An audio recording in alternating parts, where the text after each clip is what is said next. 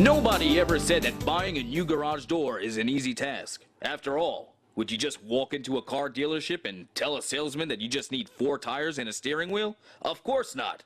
There are tons of options and details that go into making a decision. Having options is what distinguishes your door from all the rest out there. And those options give you full creative control while customizing and designing your new garage door. When your garage door spring breaks, you need to figure out how to get it fixed fast, how to get it done on your schedule, and how to get it done right the first time. You're probably wondering, isn't that what all garage door companies do? Well, maybe. You see, a lot of different types of garage doors are made today, and finding the right springs for the right door is different depending on the size and the weight of the door. Our trucks often leave the warehouse with over 30 different types of springs neatly packed on board.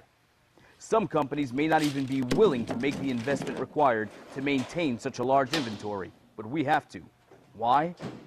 Because at the end of every job, we demonstrate to you that the proper spring has been installed on your door by performing a simple balance test that's been proven and recommended in our industry by DASMA. When you call Precision, we'll come out and repair your door at the time that is convenient for you.